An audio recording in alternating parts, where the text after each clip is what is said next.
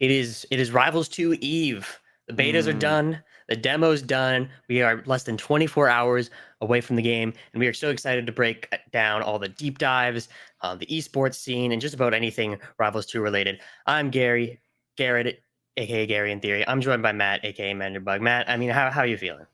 I feel great. I feel like pensive. I'm excited. I'm thinking about how far the game has come so far, and it's day -1. It's Rivals Day Eve. I just had a very exhausting week of going to concerts and flying like 10 hours, and I've been working, and I finally got a day off. That was today, and it's the only Oh, no day one cares for about dude. It's that the because only day Rivals for the rest 2 of time. is almost here.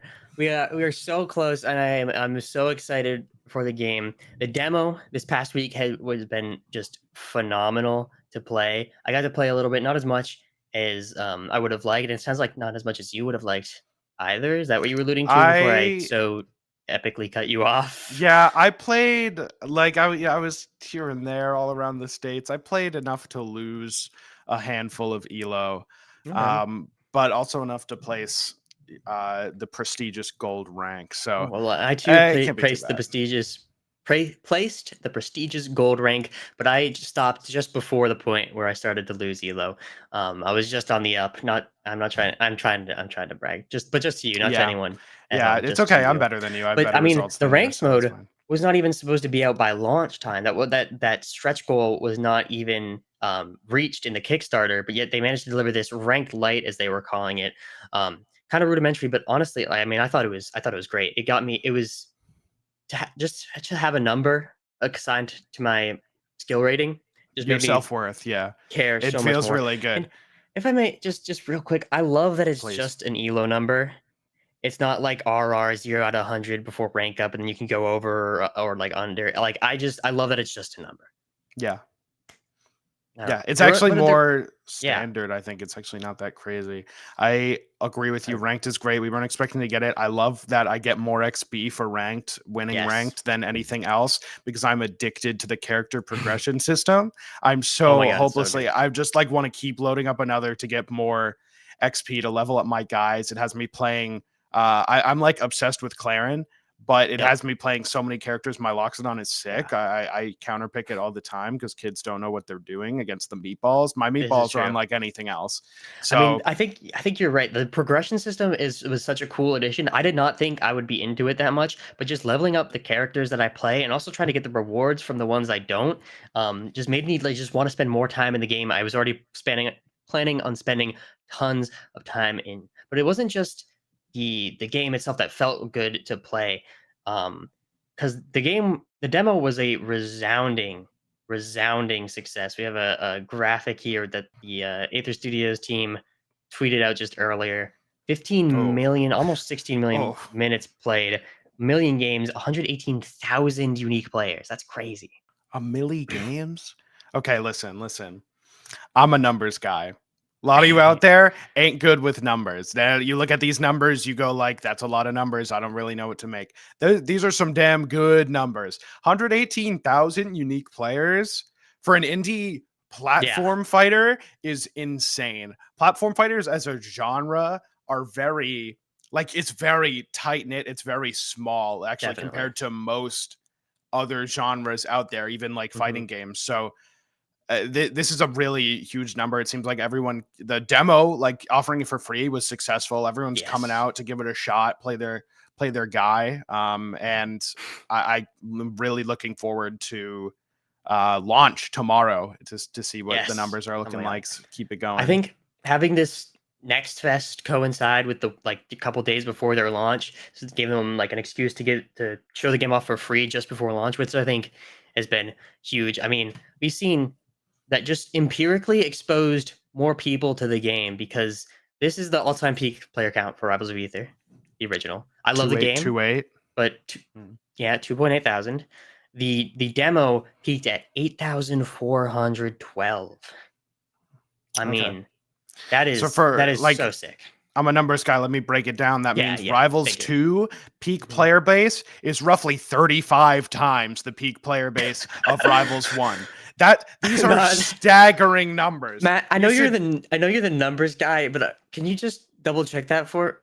Never mind. Yeah, no, 35. It's crazy. So many more eyes on the game, which is just so so exciting to me. And like we've seen players from like Melee, Project M, Ultimate, probably some other fighters too, Mm. just talking about how much they love the game. This So AMSA tweet. can't breathe without Rivals of Aether 2. Oops, spoilers. He Um, loves it, man. We love it. It's the we all love coordinate it. of plat fighters. It's easy to play. It feels great. Yes. It's pretty remarkably well balanced right now. Um, Yeah. it's really great. My buddy and I have been calling this game Melee on purpose, which is just like Melee's great, but Mhm. it was an accident. And so when you give someone the tools to do it on purpose, that's pretty sick. That's Yeah, pretty sick. It's I think super it's sick. really cool. We were talking earlier about the progression system Mm. and how much we enjoyed that, but I think that segues very nicely into our next topic here, which is Rivals too cheap? Because it seems like much of the player base would think so, which is pretty rare for a any game nowadays. Yeah. Um, this whole popular online, especially online multiplayer games, Yeah, have live kind of service games as they'd be yeah, called. live service games have slipped into this sort of meta, I guess, of being free to play with in-game purchases, whether it be like Mm, battle pass, loot boxes, skins, emotes, taunts, yeah, whatever, blah blah blah. And so to see a game like this, which is like it's a live service game, that's very mm, important. They need to pay to keep the servers online for yeah, upkeep. So having it be just $30 up front, and then all of the major content, including characters and game uh modes. game modes, those being free forever, is really crazy. But of course, It's I so think, refreshing. yeah, it's definitely not predatory.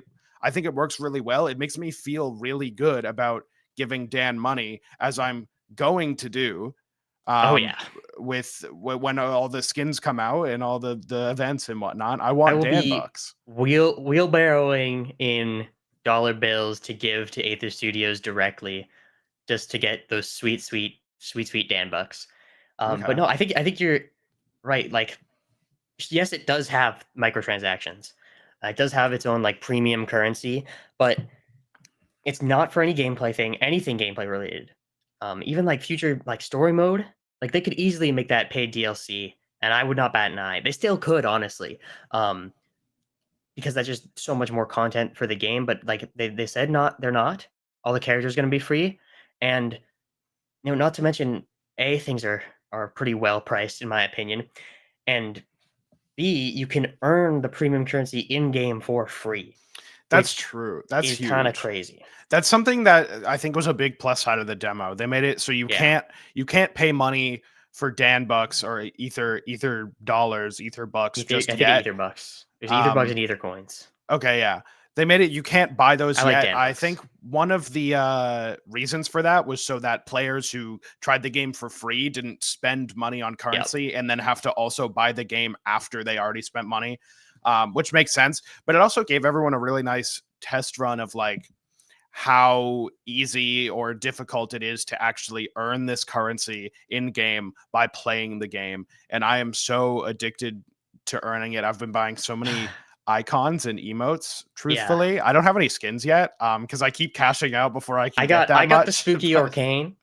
yeah. Um, and that was about it. They also have done the Twitch drops already, which got you Yeah, yeah, yeah. 100 free Dan bucks, $1 worth, I think. Yeah. Are we With some other free okay, we're not on skins. Twitch. I was gonna ask if we were streaming Rivals 2 technically. No, yeah, not Yeah, technically okay. streaming. I don't know. I don't think Sure. they would really like that, but It's all good. you know, It's all good. it is in fact all good. Now we were talking about just now story mode. Mhm. Now that's supposedly not going to be coming for a while, but we do have this handy dandy roadmap Yeah. from Ether Studios and Off Brand Games detailing what's going to be coming here in the future. Obviously, we see in the Beyond section, Story Mode Chapter 1, which very well, if the game's successful enough, they can hire back that Story Mode team that they had to lay off despite the success of the Kickstarter and the off-brand partnership. They just couldn't afford to keep the Story Mode team on while they were focusing on the game itself. So that could come earlier. Right now, it's beyond 2025, but we do have some stuff in the immediate future that's pretty exciting. We got the Halloween skins, which will be in a bundle. I'm sure we'll talk about those more when they come out, but also we get some events coming up. Didn't even mention those, I think, really in the Yeah, they super didn't mention it. It had me and a lot of people being like, "What is Rivals 3D?" And I didn't know until you told me I do have before we went live. the inside scoop from the Okay. Pirate Software interview stream to however many thousand viewers. That Rivals 3D, get this, guys. It's just the name of the event. That's it. It's just the name of the first event, which are really cool because they're just free, essentially like free battle passes, and the stuff's not exclusive. It'll go into your store. Oh yeah, it goes into and going into the shop forever. Permanent. Like It's so it's not a good. rotating store with the premium currency. It's just the coins, which is fantastic. But also, we got menu updates coming up next. I didn't really think about that, but the jump from the betas to the demo in terms of UI was really cool, and I mean, it looks very similar to the classic Rivals of Aether one, just with the Rivals 2 character select photoshopped underneath. Looks very good. Looks a lot better. Which I mean, we knew they were gonna, polish it up as the game came closer to release. So it's good to see it well on its way, looking great. We got 4 new characters every single year. Yeah, they talked about how they want to split up the character launches because obviously we gotten mostly returning fighters in the betas and the demo. 2 new ones in Fleet and Loxodon, both characters already in the Aether universe, the world of Aether. But they've talked about how they're going to do like 50% returning fighters, 25% characters from the Aether universe that aren't in Rivals yet, and then 25% brand new. Now I have a bit of a scoop, also from that Pirate Software interview.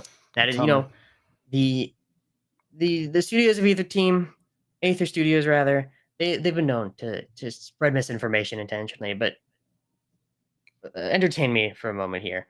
Okay. So Pirate Software asked Dan Fornace, studio lead at Aether Studios, I know that guy, and George Edelis Rogers, who they're maining in Rivals 2. And Dan said, "Oh, I play the newest character, whatever political answer. Who cares? Yeah, who cares?" And then George said, "I've been playing the heavies. I've been playing Crag and Loxodon, but my main isn't in the game yet." And then he never said the word Edelis. But what he did say, and I quote, "Winter is coming, and I will get to play my original character." Now, what does this mean? Does this mean Edelis is coming quarter 1, 2025?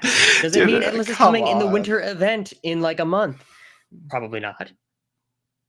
Does it mean nothing at all? And he's just saying Edelis will come eventually. I don't know. Man, that's so... Dude, I only get a couple months of my favorite game ever without Edelis. Bro. Like, come on. I should say that I was an Edelis main in Rivals 1. Yeah. Some called me a one trick. I was. No. Yeah, I was a one trick until Orcane got revealed for Rivals 2, then I started learning him. Okay. And then when I originally picked up the game and started like putting a lot of time into it, and then Matt and I would play Edelis, and then Matt would want to kill himself. So he's probably not looking forward to this, and I think a lot of maybe players coming from other games might be a little caught off guard. Bro, whatever. I have a shield now. I'm gonna whoop your ass. I have a shield now. I'm like super not worried about it. I can grab you now, dude. It's whatever. And don't say I could grab you before because I played Claren because I didn't want to. So let's move on. And we've got more events coming. 12 new events once a month. Themed rewards. I see the Sunny Maple is already in the game. Yeah. But the Pool Noodle Claren, this looks awesome. That's kind of hype. I'm super excited. There's gonna be like custom skins every event. I think the art team is working really hard at Aether Studios. I think they're doing a great job. And ranked rewards and updates. Obviously, I think earlier we mentioned that this beta or this demo rather was at a ranked light mode, which will continue for a little bit until we get the like fully fledged ranked with rewards, that sort of thing. Very exciting. Crew battle mode. I don't know what that exactly would entail. We Yeah, just have the name, but we do just that have looks the usually name. fun. I can tell you as a avid crew battle enjoyer, in Smash Brothers, I anticipate this solving the issue. It's not really like an issue. It's sort of become like a cultural thing. But in crew battles, if like we're both at one stock and I beat you, and now I have one stock, you send in your next guy. I Mhm. have to SD twice at the beginning of the next game Yeah, because I yeah, only yeah. have one stock. And then it sort of becomes a cool thing because then the crowd like counts down on the timer when you actually start. It's very silly, but this is one of the things I expect. Like, and I'm happy I get to expect either studios to take a more modern approach and be able to streamline the whole process so we can use a real Yeah. timer, because in crew battles you always have to set the timer to 99 I minutes, mean, and we've it's already like, seen that yeah. with like built-in RPS, which I thought was really Yeah. cool in journey Oh, you know mode. what I hope, dude? They Yeah. haven't talked about this at all. But in Rivals 1, you could money match with the coins. Dude, Yes. I want a money Oh match my like god. so badly. They better. Oh, And can that's you even imagine? better. I hope they do it correctly because in Rivals 1, I think it's still the case where if you money match somebody, Yeah. you just get the coins back if you win. And if you lose, they just disappear. So you don't go up if Wait, you you win, don't you go just up get at it back. all? No.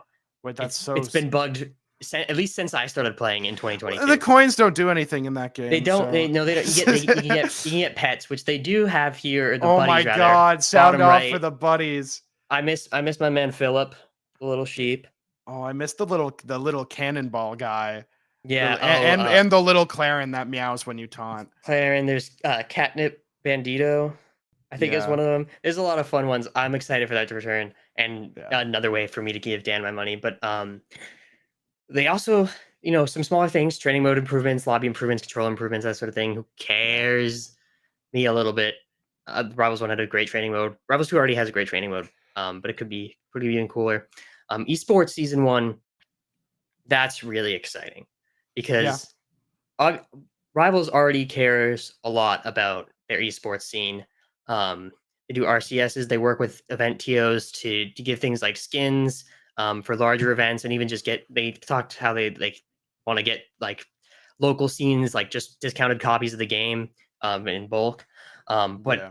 more excitingly than any of that is they're partnered with off-brand studios or with off-brand, who of course has Ludwig, who has done his own events, but has a lot of the old Beyond the Summit team and the old BTS studios. So we could see this could be Yeah. very exciting for Rivals Esports. I've heard it rumored. I've heard murmurs of like the inevitability of a rival summit type event. Yeah, I know they've already talked Super about cool. off-brand studios have talked about like they're not going to be ever use like the Summit name ever again. Yeah. Leave that as with its legacy, but there will be a lot of Summit like events. I mean, even the image in the roadmap is of the match, not a Rivals event, a Melee and ult event. Technically, it didn't Ludwig play ult Oh, the against? match? Yeah, okay. You Yeah, said the match. I thought, yeah. The first to 10, Cody Schwab and Zane. yeah. Which off brand did put on. Hmm. So yeah, we're gonna get a whole That's lot of exciting. cool stuff like that. Very exciting. And then, of course, the Beyond. We already mentioned story mode, new stages. They also said this could come earlier if the game's successful enough. I hope so. I also hope they get rid of I like that Hyperborean stage. Harbor. Cool. They I can just leave don't. it. I like poning noobs in silver when I drop down there, and I really, it's one of my favorite things to do because they all jump and then you hit them and then you win. Yep. Like, it's so free. But like, yeah, Yeah. I hate But having then, to ban it against Crag. So, anyways, keep amen. pushing. Amen. Custom colors is something they've talked about. They probably make it behind Ether coins. I know that they said that. I think there was also in the Pirate Software Yeah, Q&A that would make stream. sense. Console launch is actually sooner than we might expect. The only thing they really talked about waiting for, more so than just porting it, was the having a like definitive edition of the game. They want to have all the features, like all ranked mode, I'm gonna fighters, and some other like core features that aren't in the game yet that they want to have with the console release, which is, I mean, exciting. I think there's going to be a lot more players on, a lot more casual players on consoles, and then probably a lot of players on Switch who would want to play competitively, Yeah. but maybe don't have a PC that can run Rivals 2. Yeah, I'm glad they're prioritizing it because it's definitely Yeah. it's a huge accessibility thing. Like this is another thing why like having 118 unique players is so surprising. Is this is a PC game and you have to configure like a controller for it. Otherwise, you're playing on Yeah. keyboard, which is miserable. It's really good, but it's miserable. I mean, And yeah. so, yeah, having a console release would be pretty huge. So I'm glad they're still Yeah. like talking about it, keeping it in their It would sights. be pretty huge. But workshop support again, that's gonna be just way later down the line. It's just Yes. harder, in the new engine and all that stuff. But the roadmap, very, very exciting. A lot of cool stuff Mhm. coming in that. But there's something we need to talk about. A controversial feature in the Oh, game. oh, is it time? It's We're time talking to about talk it. about. Oops. Where is it? Sorry. Is Tier floor list hugging time. a bad thing? Sorry. Okay. A The bad text is thing. a bad thing. Yeah, the bad is it floor hugging a bad thing? There was a recent video by one and only BioBurb, professional rival or competitive rivals of Aether player. I don't mean to when they say professional. I just mean there hasn't historically been a lot of money in rivals esports. But Yeah. he put together this video talking about crutch canceling, but more specifically talking about floor hugging. And it's got the community a bit divided here, but mostly divided against BioBurb. I mean, what are your thoughts here? Um, a lot of hot stuff that happened today. Like you were at work today, and I was like, "Bro, people have been talking about floor hugging all day. Like we got to talk Yeah. about it." It's something that has been on the players' minds, like all beta.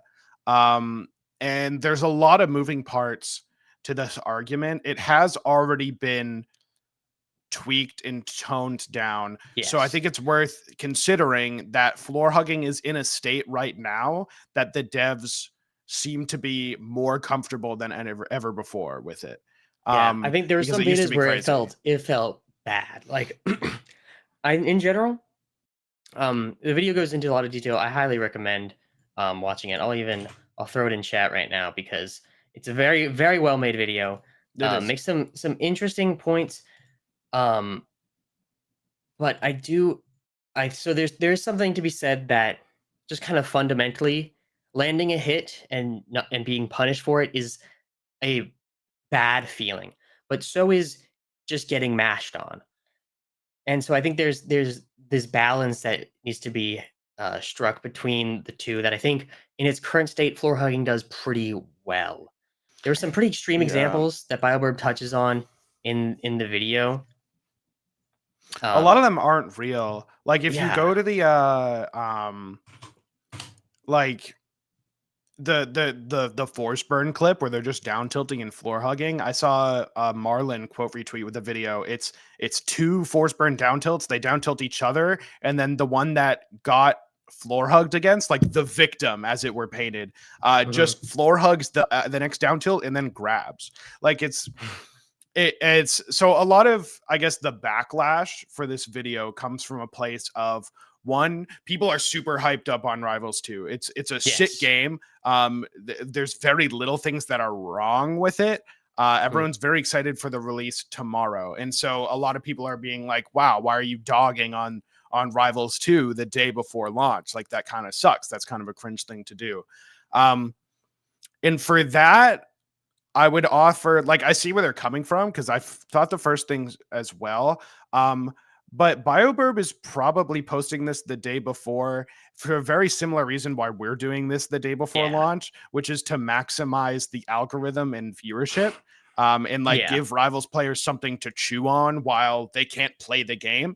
Um, yes, so I want to give them the benefit of the doubt in terms of that. A lot of it, the other side of things is sort of people saying that floor hugging is a necessary evil, if you want to paint it mhm, as a bad mechanic, a necessary defensive mechanic. I think Rivals 2 is a game where advantage state is king, and this is yeah, like all the top tiers are broken because they hit you and you die, and all the lower tier characters generally don't do that as well. Um, and so I just think it's a necessary mechanic to have in to sort of mitigate the amount of times you're eating a safe option. Mhm. And also in dying for it. And the last thing I'll say about it, before I let you talk about it, is floor hugging is a timed input. It's a deliberate sort of it's a deliberate defensive option that you as the defender have to choose to do.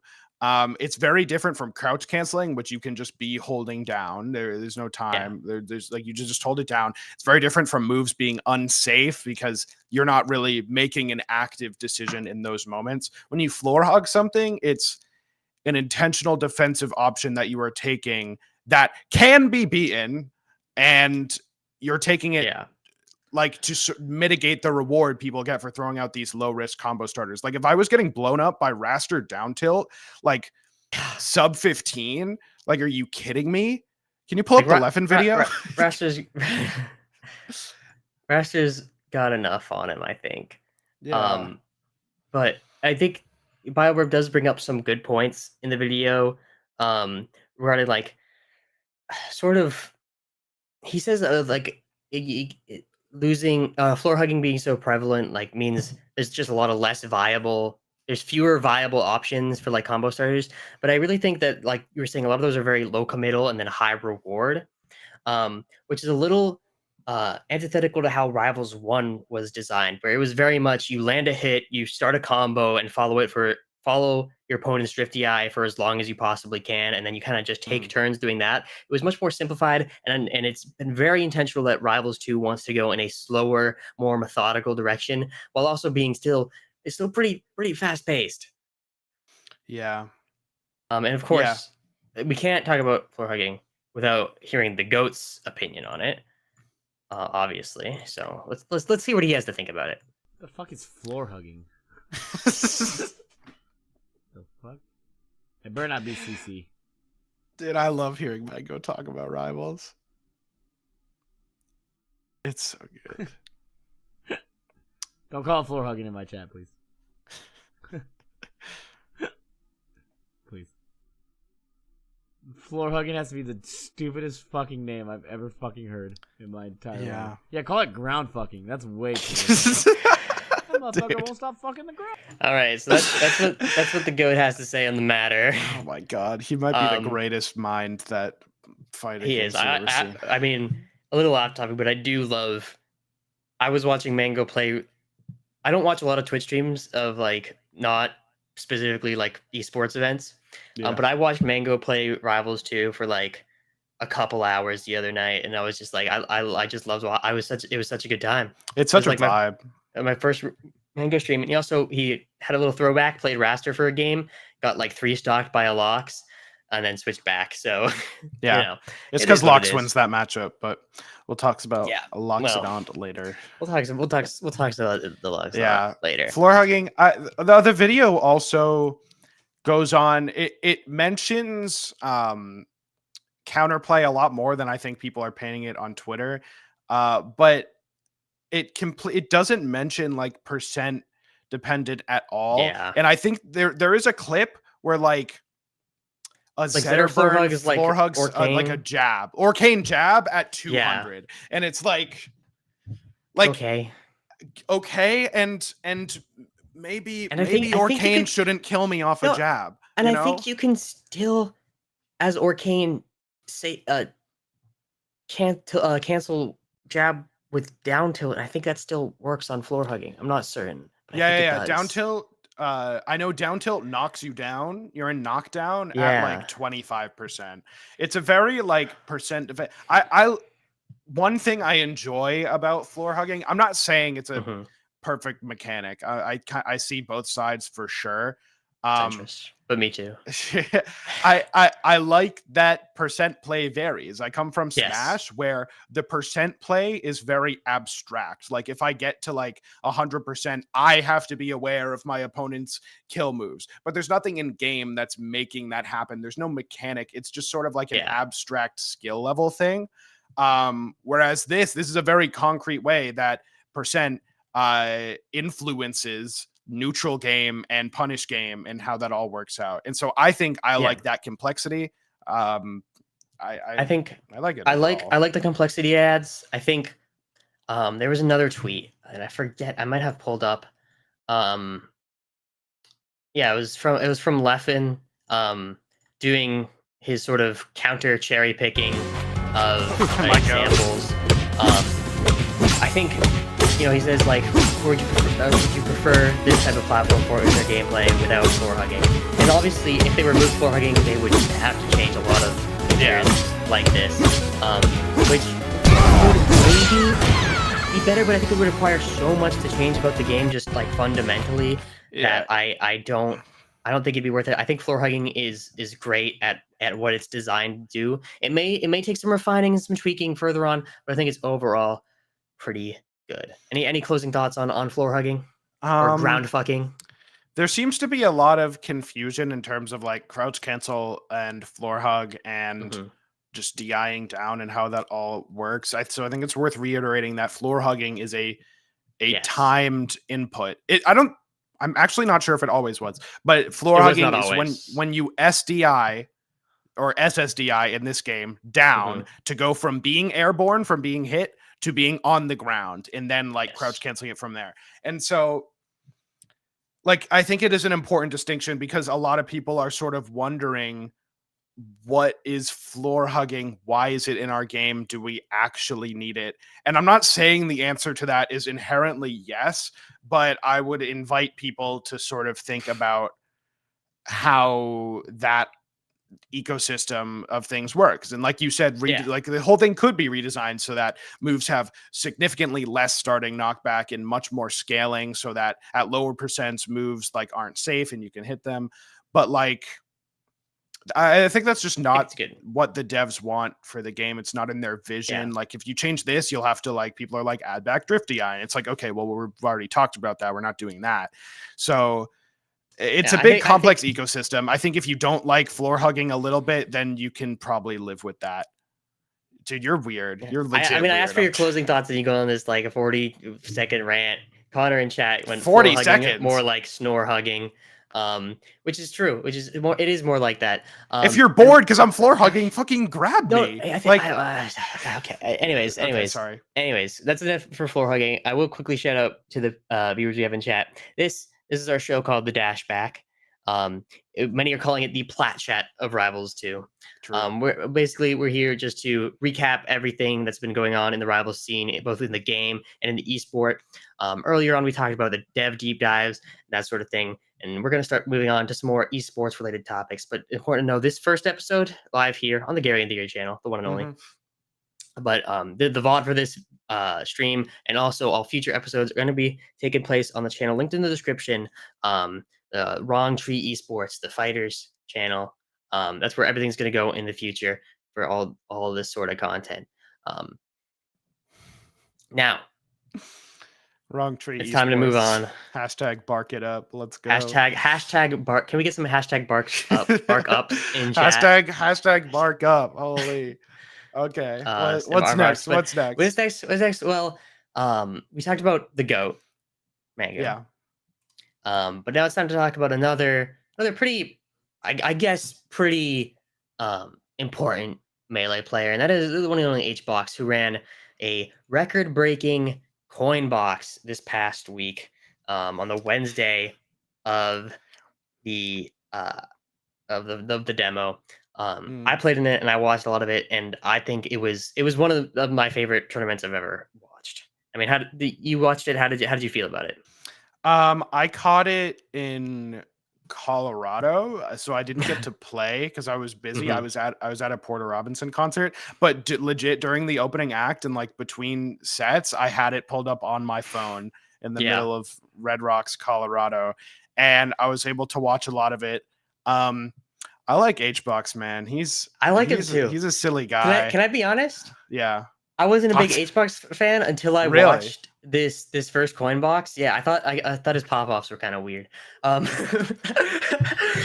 no, I loved the vibes and the like how much he genuinely seemed to care about the game and like trying to lift up the players. I think was really cool. And I imagine that's what it's like in all these coin boxes, where he really wanted to give back to the community.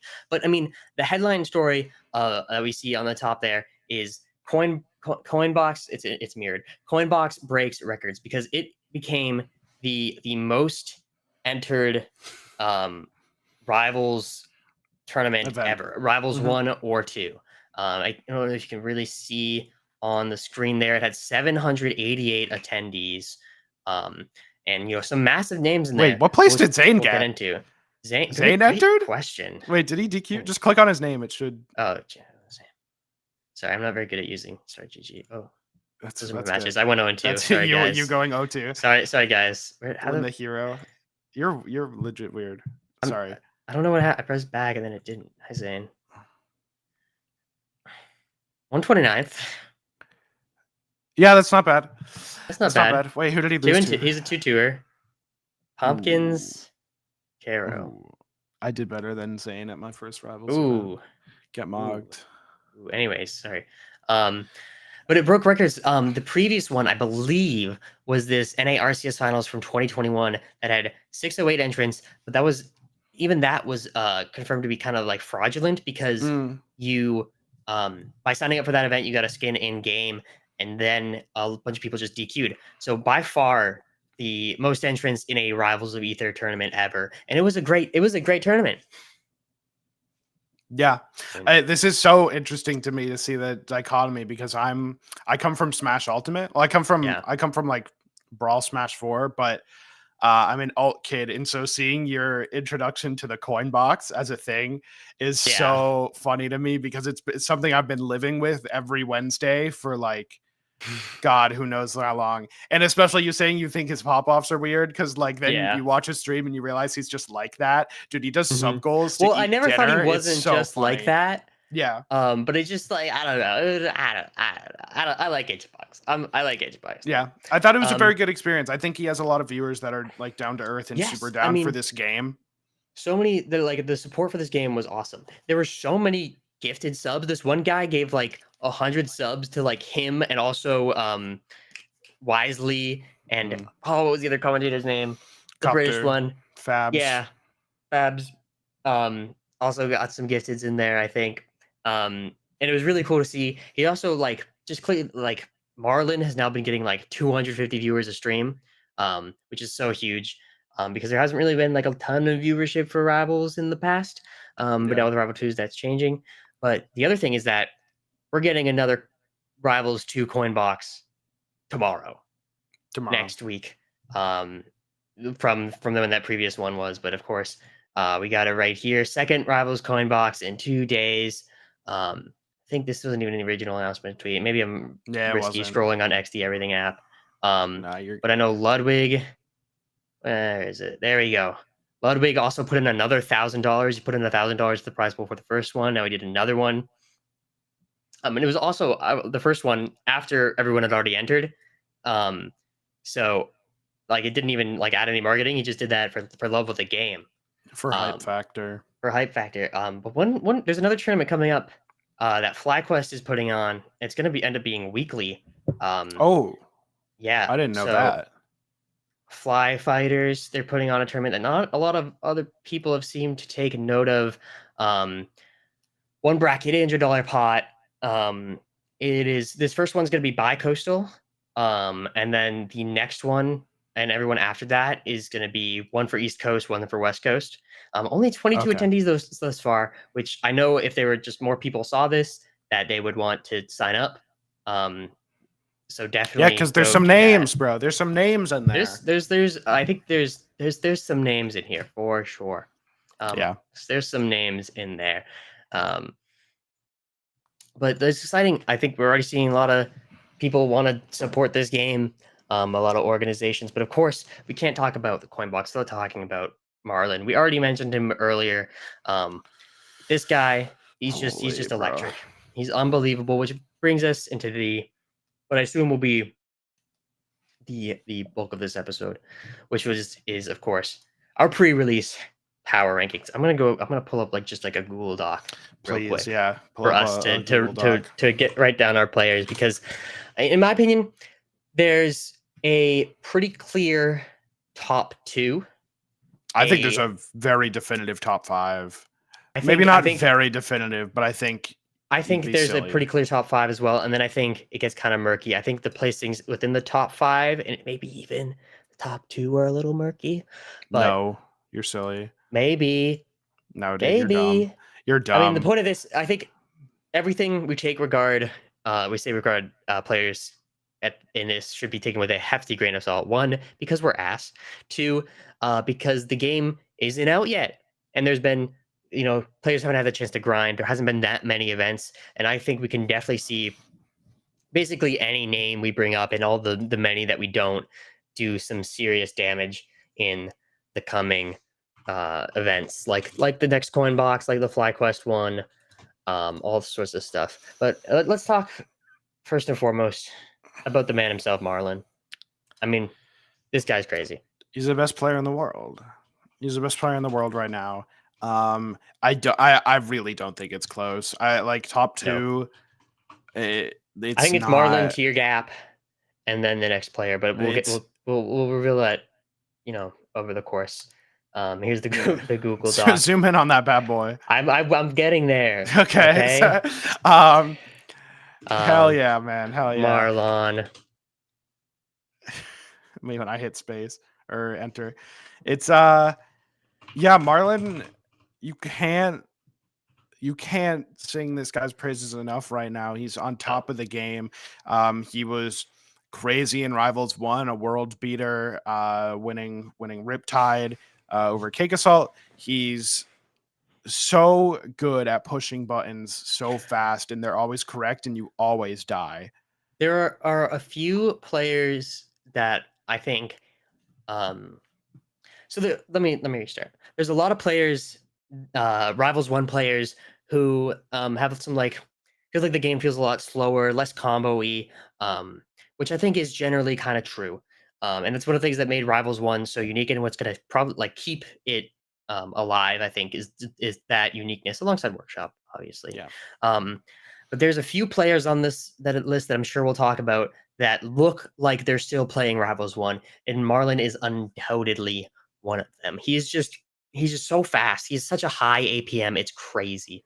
Dude, he's it's crazy. So his brain is so fast. Like, the biggest adjustment from Rivals 1 to Rivals 2 is obviously shield. Like, you click shield, it's defensive. It stops your movement for the price of defending yourself. But Marlon, if you shield in front of him, he grabs you and then you die. It's crazy what he's able to do with all of these, like his multitude of characters as well.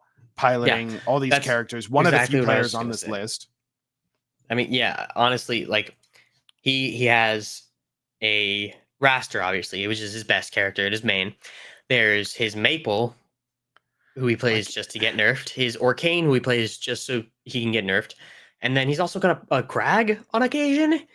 Like, this guy, he's unreal. Yeah. He can play pretty much the whole cast except for Fleet at a competent level right now. Yeah. I tuned into one of his streams, him grinding Force Burn to master, a very controversial character, but he made it look so broken, and he was like, yeah, this character is broken. Like, look, I'm gonna kill this guy now. And then he does, because combust angle is so disgusting. Marlon is an insane player. He's got first place at all the important events that he's gone to. Yeah, everything that he's played in that he hasn't just fucked around in, right? He's gotten first. Yeah. He got first at this last coin box. He got first at Riptide, and he got first in the champion of the beta tournament. And the other 2, I would say, big tournaments that have happened so far, being Supernova. I mean, it's the platform fighter did not enter. So Marlon is crazy. Is crazy. What was I just gonna say about him? It's ridiculous. It really is. It is just ridiculous. There are 3 players. So yeah, the only tournament he hasn't won would be Genesis during the Crag patch of the beta. Oh my god! This was before Loxodon was announced. So this was a very there's no early Lox, no type of Rivals. Yeah, it was one of the first times you could play Rivals 2. Yeah, it's very so he lost. He got I think second at Genesis. Yes, got second at Genesis, and then has just swept everything else so far. There have only been 3 players that have beaten Marlon at these tournaments so far.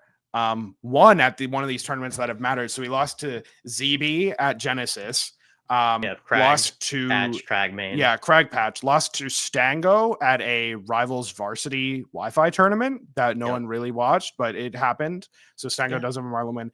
And then lost to B-Bats in a very close game 5 at the last coin box, and then went on to absolutely raffle stomp the run back. Yeah, he 3-0'd the run back and also won the last game of that set as a 3-stock. And then 6-1'd Ranganshu in the grand finals of coin box. So pretty much no doubt in my mind that Marlins are number 1. I think number 2, pretty much, I think Cake Assault. Let me throw that Cake Assault. Yeah, this guy's pretty good. I think he's number 2. I do agree with number 2. I think we're gonna have the same top 5. I agree. I don't know if we'll have exactly the same placements, but maybe. I think Cake has. If it wasn't Marlon winning, it was Cake, with one exception being at Wavelength, where Boyko ended up winning. Of course, Boyko, Claren main, Cake Assault, a Fleet main, Zetter secondary. Fleet has a very unfavorable matchup against Claren, to the point where first Cake switched from Fleet to Zetter, and then was just getting destroyed by Boyko, and then switched back to Fleet. Ultimately lost at Wavelength, but I mean, other than that, it's either been him or Marlon winning the tournament, with the exception again of the coin box where Cake got 2-0'd, but doesn't have great internet. That's why he also wasn't in Champ of the Beta. He was in that Champ of the Beta because he had a prior commitment. So he DQ'd out of that. He wasn't there. And then he had internet issues that got him 49th at the last coin box. But all these offline events, which I hold with a slightly higher regard, very slightly. I just think it's worth saying, not that it's really that crazy. Cake Assault's been right there. One Supernova. Second at Riptide to Marlon. Second at Wavelength to Boyko. Very consistent player. He's uncontested GOAT of Rivals 1. Yeah, it has to be mentioned. He was no doubt the best player in Rivals 1 on 4s, who's back in the game, but he's talking about how he wants to stick with Fleet. I imagine he'll probably at least get a 4 secondary, but it is what it is. And I think number 3, we just mentioned him, is probably Boyko. Would you agree with that? I feel you're a big Boyko fan. Go ahead, talk to me about Boyko. I'm a very big Boyko fan. I've been watching his VOD since he was the only Claren player around. Player coming from Smashy Bros, like PM sort of stuff, and PM, P+, that whole joint. Boyko, very good player on the Claren. Just knows what the correct move is to do. He doesn't even have like, I think a big difference between a lot of Rivals 1 players and Smash players all coming together is the APM. Like the Rivals players tend to be able to press buttons and like get their hitfall combos so much faster and so much better.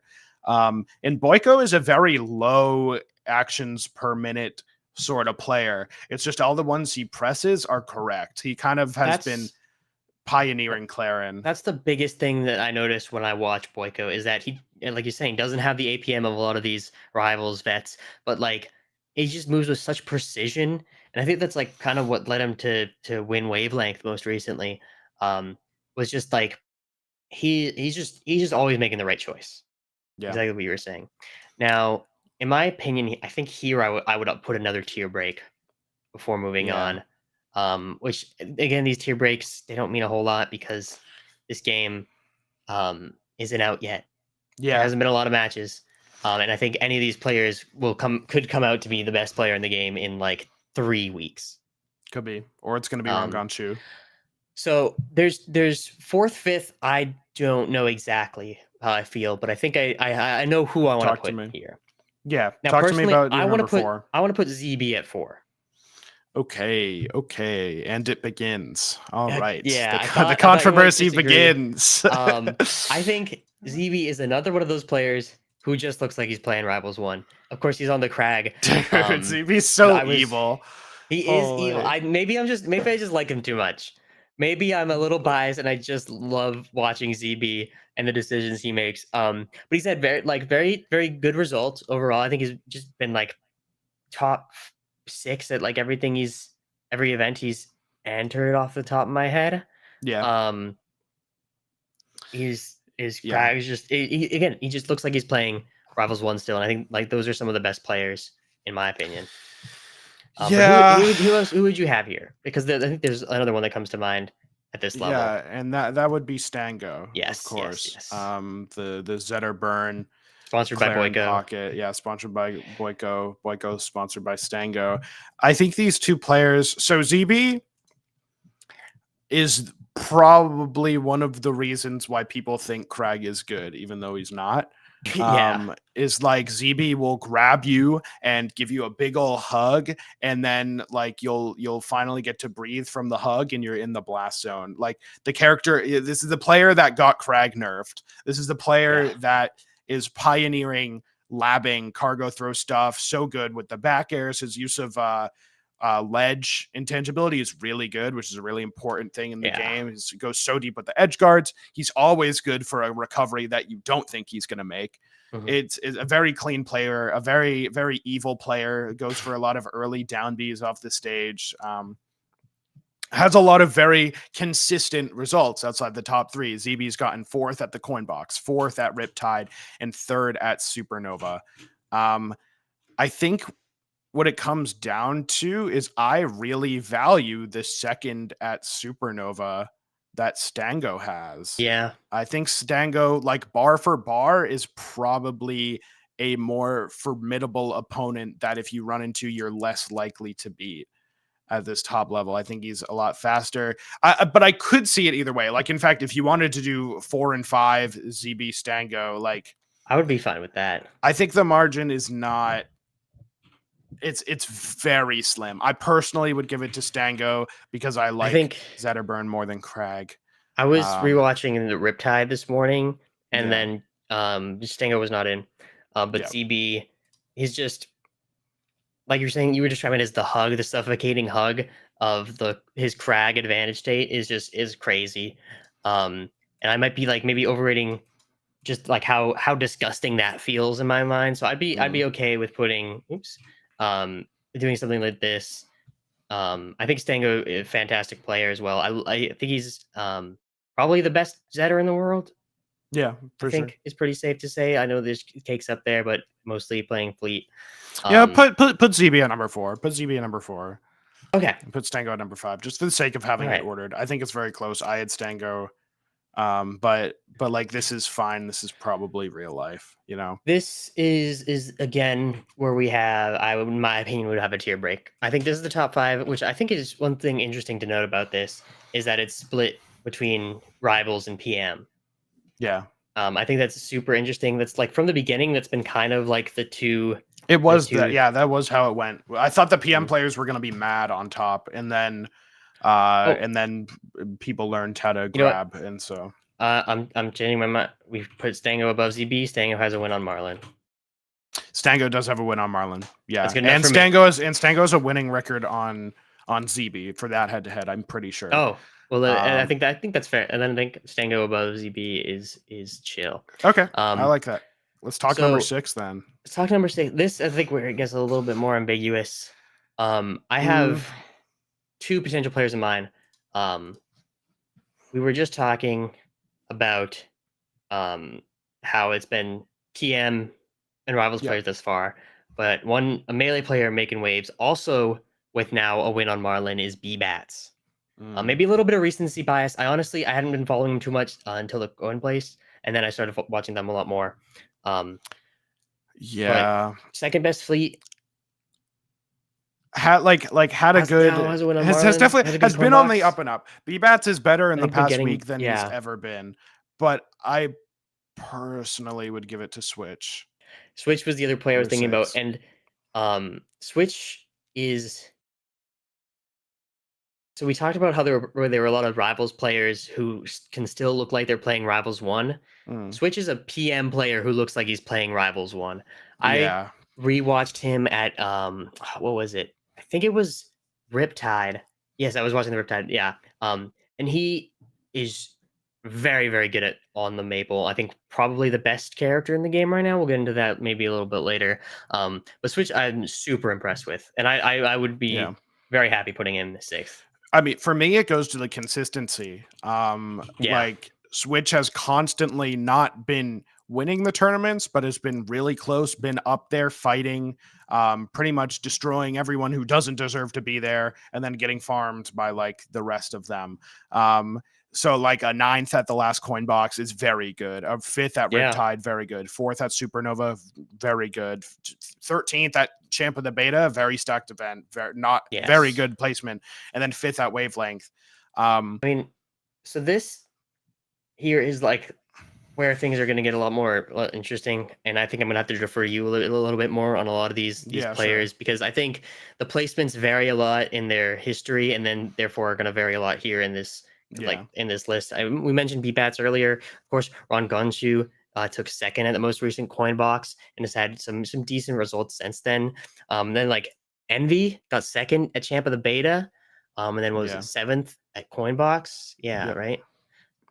He's been pretty decent. Luck's up there too. I mean, do you have what are your thoughts on these last? I think Switch gets tier. This. I think the power level sort of starts to widen and even out as we get into these ranks. I think I like giving Switch number 6 because of the consistently he's been to all these events consistently throughout the beta, which is what we're ranking right now. Of course, this beta era. Deserve that spot, even though I do actually think BBats might be better right now. And so I think BBats definitely should get this 7th place. Yeah. I like that. I think BBats, it was between BBats and Switch for me. And I think a little recency bias made me want to put BBats above, but I'm very happy with BBats at 7. Yeah.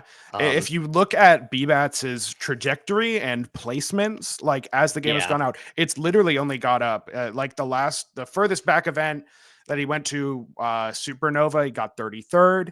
And then next Riptide, he got 13th. And then 4th at Wavelength, now 3rd at Coinbox with a set off Marlin. These are very good things. Some upward trending results. Yeah. One of the highest ELO players as well now. I think he just barely got beaten out. Yeah, I think Marlin just beat him out, but this is a very good player. I think it's also worth mentioning that we're focused on NA here because that's all we've really been watching. There's some definite EU hitters, and I would only imagine some other reasons, but unfortunately just haven't been able to follow those ones as much. And hopefully maybe at like Plat Fight or something, we could see some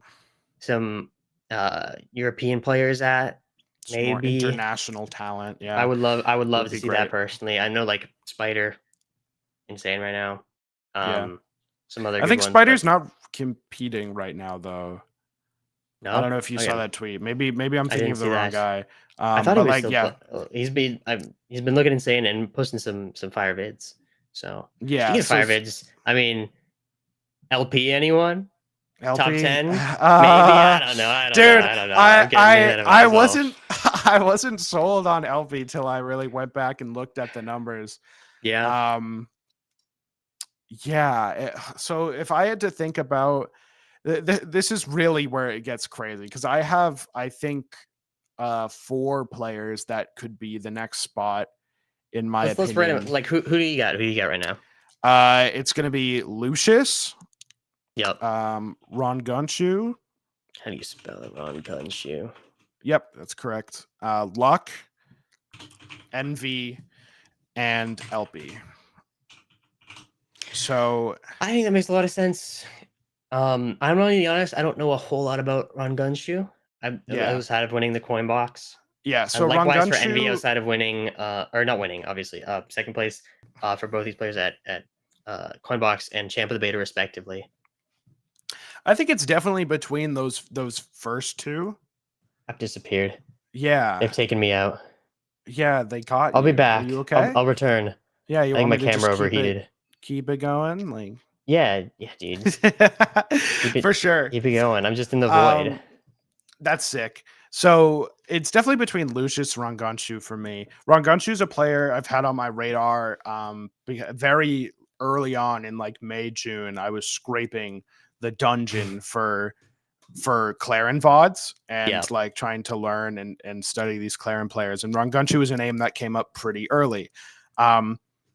Has been sort of on a exponential growth type beat, not dissimilar to BBATS because of his breakout run at the coin box, the largest event ever. I think it should be weighed very heavily. Got second coming into grands through winner's side, only to fall against Marlon, the uncontested best player. Sorry, I just accidentally turned it up. Wait, no. What is this? I don't know how this happened. Why is it mirrored? How did I mirror the text? Chat, what happened? You know what? Just keep talking. What were you saying? Rangunchu is like 8th or something. He's good. Rangunchu, I would give it to Lucius personally. So yeah, that's the thing I'm thinking is Rangunchu has 9th at Riptide, 9th at Champ of the Beta, 2nd at Coinbox, and a very unique sort of run. Definitely put him on the map. If he wasn't already. And then you have someone like Lucius. And Lucius is a player that has more or less for a while had Rano on his back. It's less like that now. But Lucius has a 9th at Riptide, just like Rangunchu, has 9th at Supernova, and a 5th at Wavelength. And also a 49th at Champ of the Beta, but that is a little asterisk because he lost in losers to LP for 49th, which is really crazy because we're talking about LP being like this top 10 caliber. So a really cutthroat event. So you're thinking something like this? I would think something like that. I think that makes sense. That's fine. Weird. I think that makes a lot of sense. I do think it's interchangeable. I have like Claren bias. I think Rangunchu's an incredible player. I didn't know Claren could move that fast and kill like That's that. Something the way he's I able noticed to kill is, in the coin box compared when I was thinking like the last Claren I was really watching was Boyko at Wavelength, and then Rangunchu has a very different style of Claren. Which is very entertaining to see the dichotomy there. But I like this, and then I really don't know much about Envy, like I was saying earlier. I think Lux been like decent at every event he's played. Yeah. But just I haven't seen that much of him. And so is LP. I mean, yeah. So Luck has 5ths at Coinbox and Champ of the Beta, which is probably the two most stacked events. Probably the two most stacked events. Definitely. Envy placed similarly 7th at Coinbox, 2nd at Champ of the Beta. So it becomes this weird question of like, do you value, like, what do you value more in these situations? Do you think Envy had a great run at Champ of the Beta? It was a great day. Maybe faltered like Coinbox. I'd be inclined to give it to Envy here, honestly. Because I think again, I'll defer to you mostly.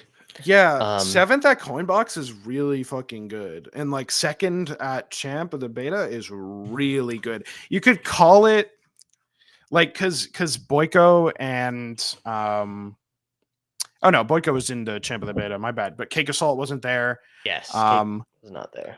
So it's like that's who you would expect to be in that 2nd place slot. But Envy beat Stango at Champ of the Beta. That's a big win. 7th at Coinbox. I can't pull up the run right now, but like I'd be inclined to give it to those placings rather than the 5th at both. But it's close. I think that's fair. I think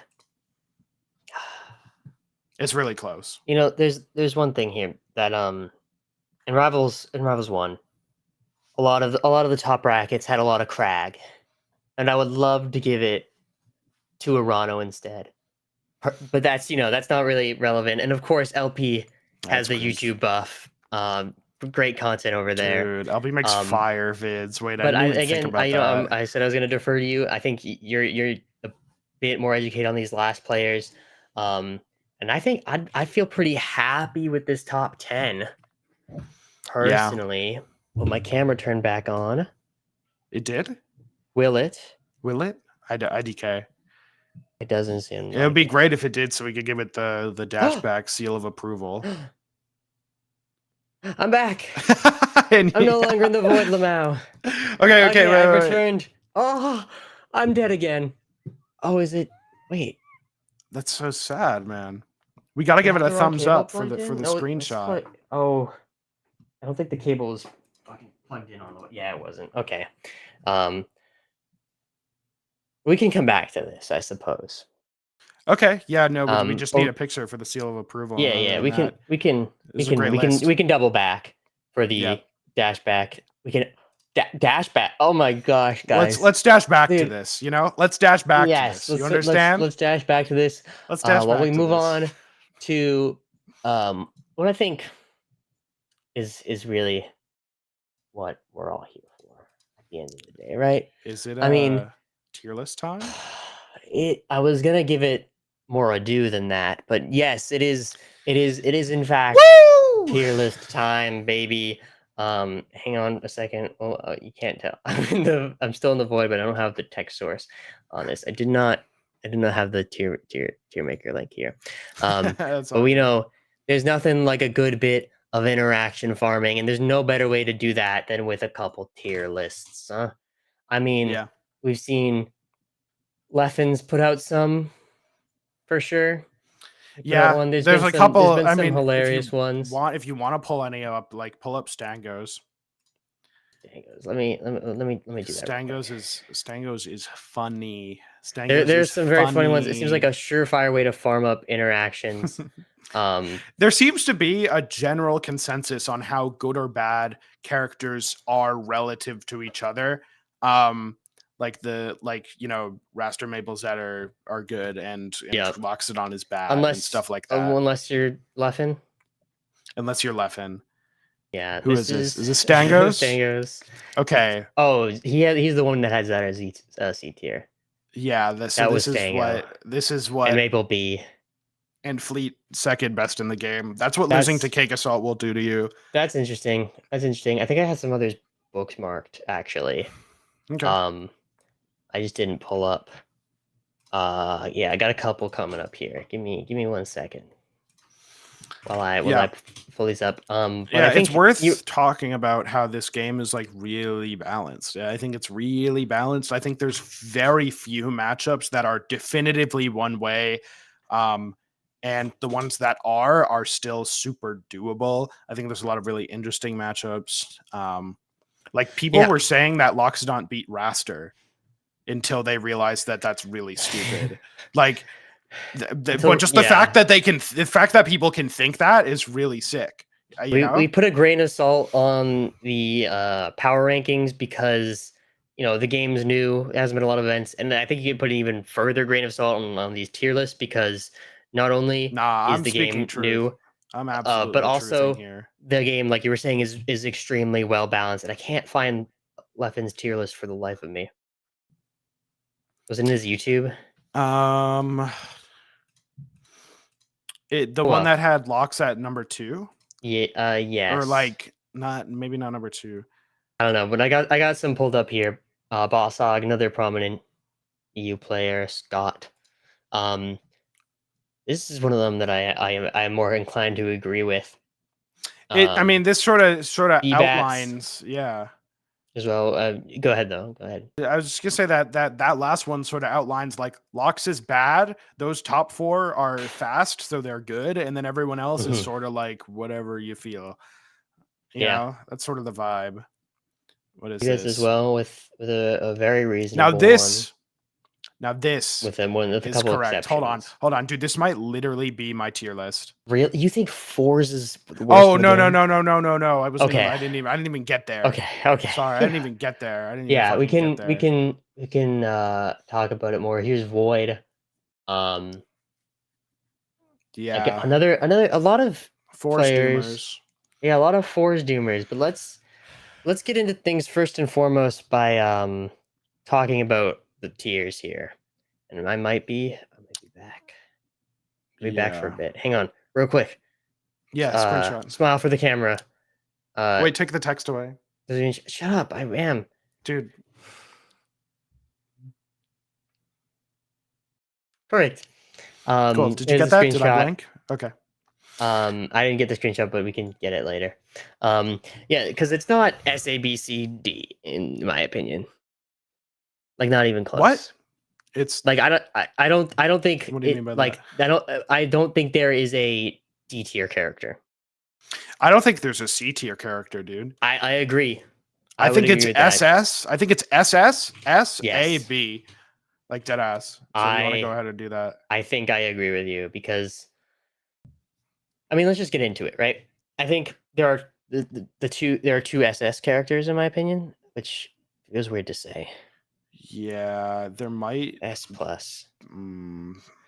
There might be I feel weirdly about Raster because so throw Maple up there. Maple's up there for sure. I think we both agree that Maple's the best character in the game. Yeah. So let's talk about Maple first then. Like Maple, so this character is the fastest in the game. Sorry, another thing. Yeah. I don't care about frame data, okay? I don't care about okay. any other mechanics that would make a character good. Okay, this is vibes based analysis from yours truly. Bro, all right. Oh my god. BBA. Anyway, continue. Go ahead. Go ahead with your spiel. I care about frame data. Okay. Actually, a lot of characters have very similar frame data in this game. There's no one with a similar story shit in like Rivals 1. Yeah. They just make a good game over here. It really just differs. Yeah, whatever. Yeah, in terms of like landing lag on a lot of things, I think, and recovery frames is where frame data really tends to matter a lot. But Maple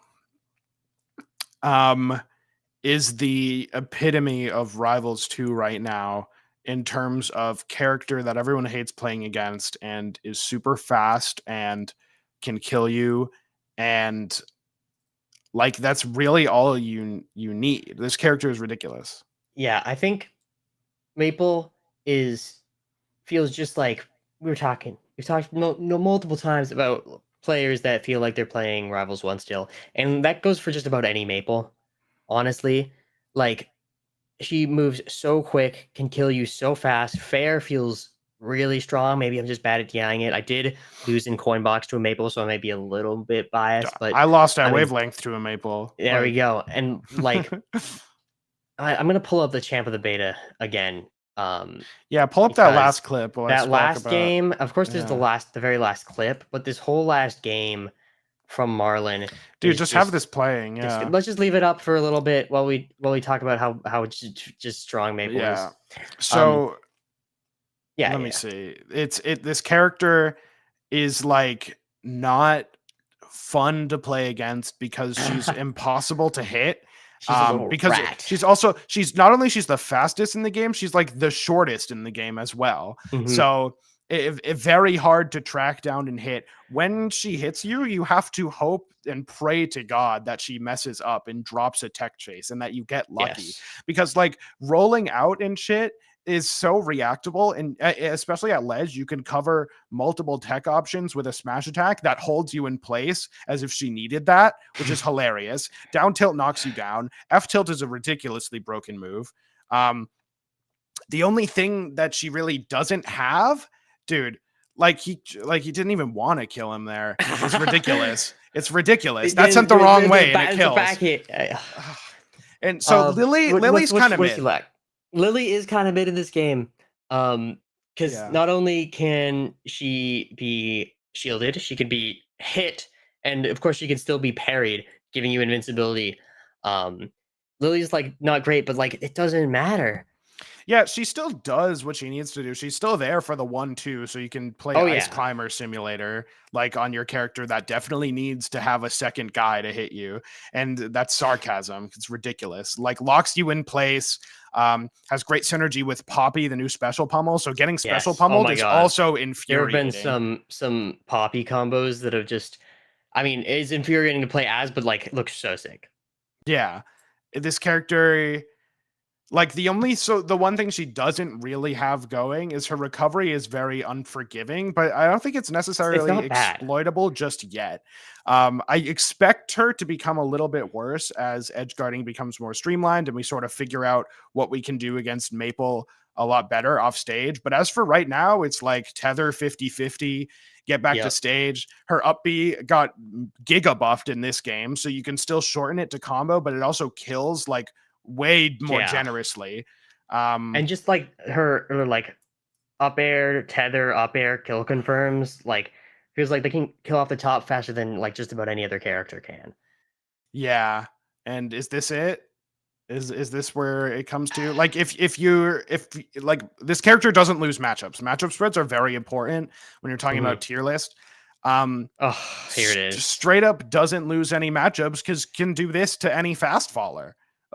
Which is like pretty crazy. much. Yeah, it only works on fast fallers. It does only work on fast fallers. Crag's a lot easier on Crag because Crag. But it's real. It's real. And it can hurt you. Given that specific circumstance, I'm in the void again. Unlucky. I'm in the void again. Oh well. That's okay. Maple feels like I'm being sent into the void. Maple's really good. Yeah, Maple S tier. I think you're right about that second character, though. I think you're really right about that second character. Roster, it's so none of this is helped by the fact that the best player in the world plays both these characters. Yeah. But I think it's like for a reason. Is extremely strong.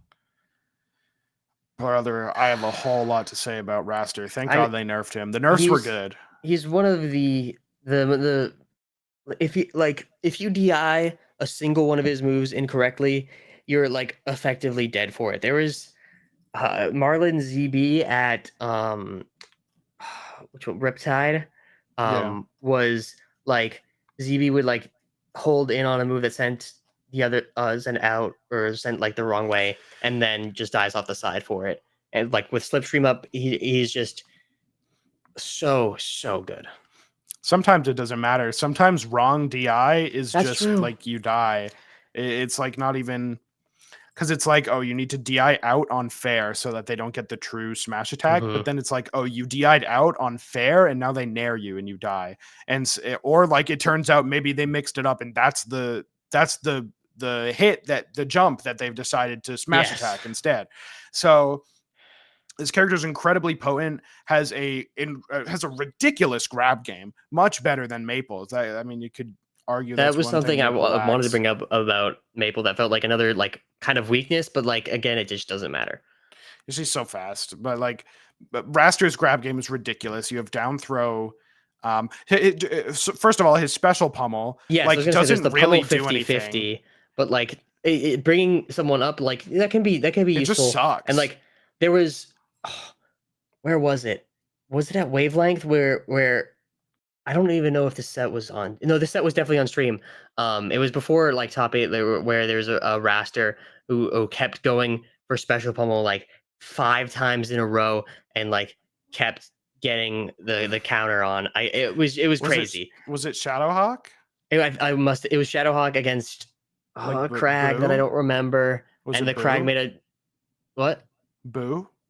Maybe I honestly can't remember, but the Crag ended up with a massive comeback. I think it was a reverse 3 stock, and it got so intense. That's very much a tangent though. That's not really relevant to Raster's power level right now. Raster's ridiculous.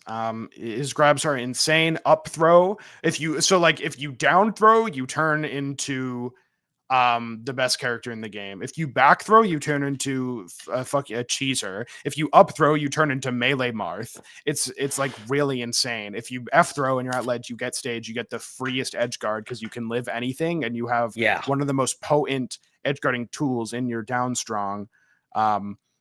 It's just really, this character does killing you really well, which is the point of the game. So this character is really strong. The slipstream nerfs were great.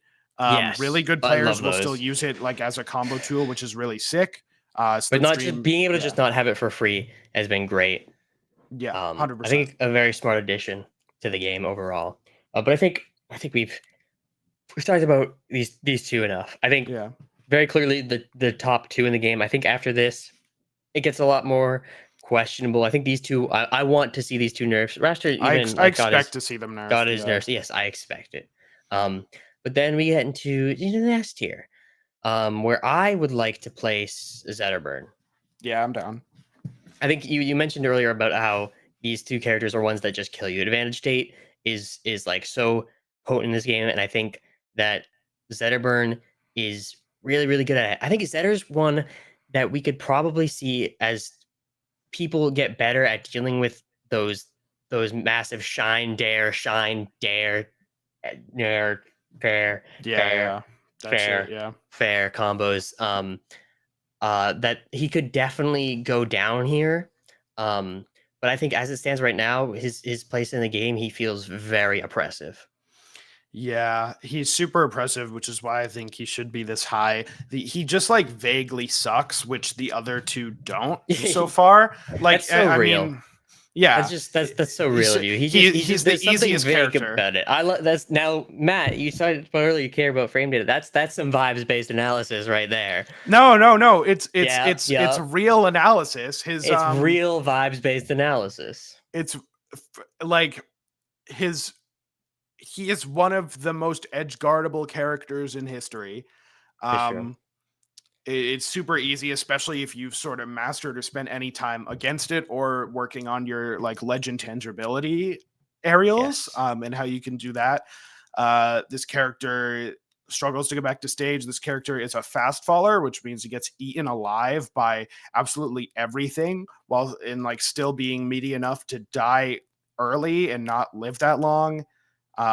Which the other two characters are light and Raster's floaty, so like comboing him isn't as intuitive sometimes. So he's more susceptible, but he does have these strengths, these highs of the shine pressure, the combos, the absurd killing. His dare might be the best move in the game. I'm not even lying. It's absurd. 3 times. They've nerfed it 3 times. It's ridiculous. It is crazy. Move. And like shine is worse than it was in Rivals 1. But I think I don't know what exactly it is that makes it feel so much more oppressive in this game. Yeah. I don't know if it's just because it locks you in shield. Like you have a guy wave shining on your shield, and it's like fuck. Because if you let go, you're on fire, and it true combos into up strong. This character has an absurd kill power. Even with like the throws, I think has really good combo throws. It's always been one of Zetter's strengths, even in Rivals 1, and it carries over in this game just as much. Yeah, that's pretty much cool. Pretty much. I think after this, now we're gonna argue a lot. I think we are. So I think I know what you would say here. Really? I think you would put Claren next to Zetter in the S tier. Yeah, I would want to put Claren top of A. Who do you think's better than Claren? Who do you think's better than Claren? Who do I think? No, I don't think anyone's. You think she's next though? I think she is next. I just feel like she's a tier. I'm already disagreeing with myself. Talk to me what you think is so good about Claren. Okay, I'm a Claren player. I'm a Claren addict. I love this character so much. I probably have around 150 hours in this character already across the beta and the demo. This character, like, the disjoint is insane. This character has some really good fucking moves. Like, all the tilts are really insane, and I'm guilty of abusing the worst one, which is up tilt somehow. But even then, it's like huge. It covers both sides. You can anti-air with it. It kill confirms into up air, and it's true. Like, this character, I think, is really fast and slippery, so it can be really clean playing around you, but also has the tools to get up close and really brawl with, like, Nair is so good in scramble situations, and like jab and down tilt are so good in scramble situations. If you get tippered, you fucking die. And if you get grabbed, dude, I'm working on a Claren guide right now, and I just finished like the grab game section. Oh my god. The grab like 50-50 is fucked up because, like, dude, it's not a 50-50. Well, no. What I mean, you're fucked. Like, if you choose to like counter with special to not get put into tipper stun, like, then That's great. But then if you get neutral pummeled, then like, you can just combo the throws into anything anyways. I think the pummel, which I outlined this in my guide is secret tech. I think you always want to be clicking special pummel because it is always worth getting neutral pummeled, taking 8% than getting special pummeled and dying at like 45. It's so, and the real kicker is that she doesn't even need it, that she still has forward throw and back throw into Tipper F strong on pretty much every character from anywhere. If you run out of stage, it's actually better because then they fall down and you get the front hit of the tipper. It's like really crazy and boggles my mind that they gave this character such a punishing grab game. The tipper's great. The down B plays matchups for you. It's the neutral B is broken. Jab is broken. Thank God. This is a singing the praises of floor hugging. Thank God you can floor hug, crouch cancel, tipper jab, and then just get put into knockdown or don't get launched. Otherwise, you're fucked every single time. And it's like, I think very highly of this character. I've returned. I think have convinced me. I was looking for this Claren montage on Twitter, but I couldn't find it. I think you've convinced me. The Ranganchu one? I do not remember, honestly. But I think you've convinced me. I think Claren can go up there with Zetter. I would be unsurprised if we think Claren's better than Zetterburn pretty soon here. Just so impressive. She's really, everyone hates really fighting good. her. And then like we've seen some very high level Clarens make some nice results. Ranganchu, Boyko, Stango even. Yeah. Claren's really good. Now here's things get a lot murkier here. Yeah. But I know what I want. Okay. And that's I know what I want. That's my whale dog Orcane. Yikes. That's my guy. Yikes. Okay. This tier can be I think why do you think Orcane is in a word this good? Marlin. In a few more words, I think him being able to do approaches with like turnaround sliding with shield is very strong, especially against characters with a lot of disjoint or projectiles like Claren. It's something I've been trying to implement and failing into my own gameplay. I also think the way he can play around ledge is so good. Being able to use intangible nairs and just like spam those that send backwards. His get up attack is crazy. His get up attack as well. It's like such a safe option where you can just like, if your opponent doesn't go to ledge, they go up, then you just get up attack and then oops, they're back off stage. He's so good. I think his back air also incredible. Like you can, if you nair someone off the ledge, then you can fair, you can go for back air, you can nair just like again if you wanted to. Yeah.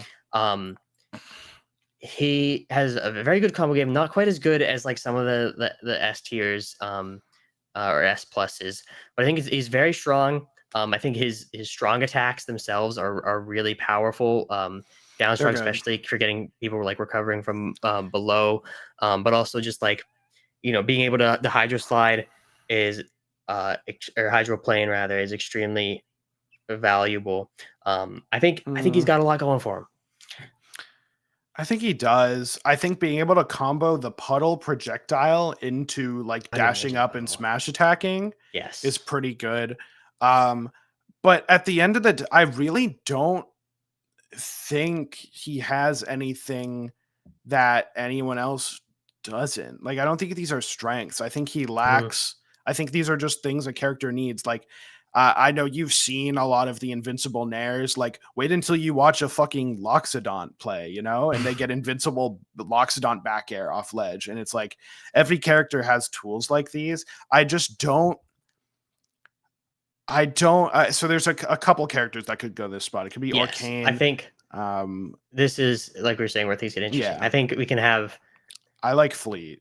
I do also really like Fleet. I'm gonna like just temporarily put these three here. Because my biggest concern about Fleet is just how it feels like her matchup with Claren is like by far the worst matchup in the game. But like people don't even know why, and I tried to figure it out. And Wisely says it's the down B, and I don't then think it's you the down see B. it's not the down B. I Like the think down he's B is just like good, but it's not that. That's bar not for bar, why. just like kind of like Claren just kind of outranges Fleet at everything she tries to do. I don't. So I don't even think it's. I think it's like +1 Claren. I think it's one of the only matchups that's like definitive +1. But it's like not winnable. It's for sure like It's Fleet. not unwinnable. Fleet is so. Fleet excels off stage, and that is where Claren is the weakest. Like That's a can great really point. take I think advantage of that. Fleet off stage is extremely oppressive. Then I think to just briefly talk about Rano, I think he's a character I want to see more Rano.